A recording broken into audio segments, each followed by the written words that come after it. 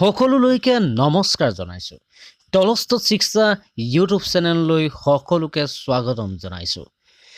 যিসকল লোকে UGC NET পৰীক্ষা নতুবা SLET পৰীক্ষাৰ পৰা আদি কৰি বিভিন্ন পৰীক্ষাত অৱতীৰ্ণ হ'বলৈ প্ৰচেষ্টা চলাই আছে, তেন্তে এই ভিডিঅ'টোৱে আপোনাক বা আপোনালোকক লাভান্বিত কৰিব পাৰে। তেন্তে পলম নকৰো, আহক ভিডিঅ'টো আৰম্ভ কৰোঁ।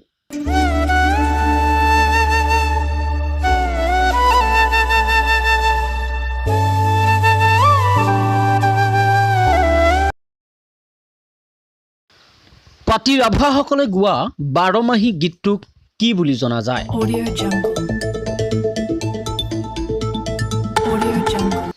বেউলা 12 মাহী বুলি কোৱা হয়। ফুলকোঁৱৰ মণিকোঁৱৰৰ গীতৰ সৃষ্টি কেতিয়া হৈছিল? আহোম ৰাজত্বৰ শেষৰ ফালে। নাইলেনি বা লাইলাং গীত কোনবোৰ গীতক কোৱা হয়?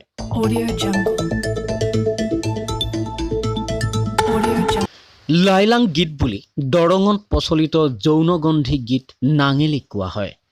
মন্ত্ৰ কেইবিধ আৰু কি কি?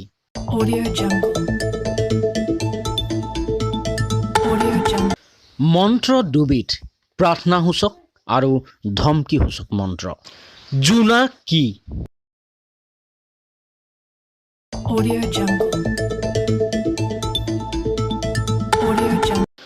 জোনা হ'ল কাল্পনিক গীত বিশেষ। খুবা খুবুনিৰ গীত কোনখন পুথিৰ অনুকৰণত লিখা?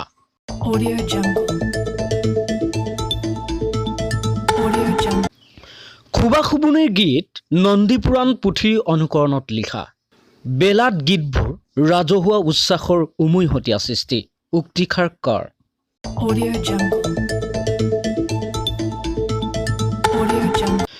বেলাত গীতবোৰ ৰাজহুৱা উচ্ছ্বাসৰ উমৈহতীয়া সৃষ্টি বুলি জেমছ গ্ৰীমে কৈছিল। ডাকৰ বচনসমূহক নৈসৰ্গিক চাৰা বুলি কোনে কৈছিল?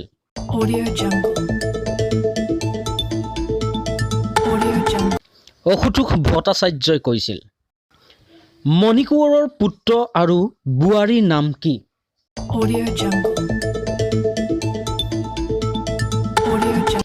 মণিকোঁৱৰৰ পুত্ৰ হৈছে ফুলকোঁৱৰ আৰু বোৱাৰীৰ নাম হৈছে পাছতোলা। ইউৰোপীয় লোকগীতসমূহক প্ৰধানকৈ আখ্যানমূলক আৰু দেশাত্মবোধক বুলি কোৱা বক্তাগৰাকী কোন?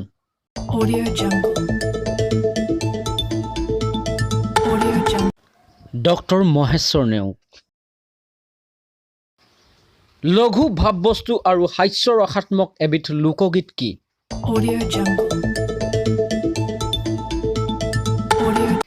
পৰুৱাৰ জোনা।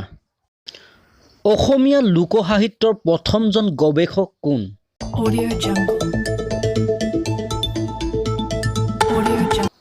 প্ৰফুল্ল দত্ত গোস্বামী।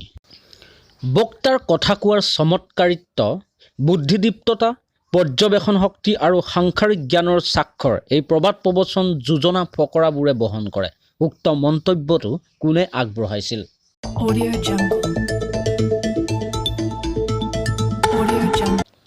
ডক্টৰ সত্যেন্দ্ৰনাথ শৰ্মাই। জনা গাভৰু গীতৰ নায়ক কোন?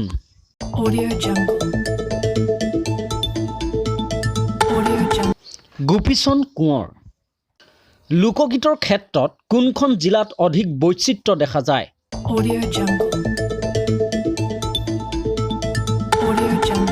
গোৱালপাৰা জিলাত।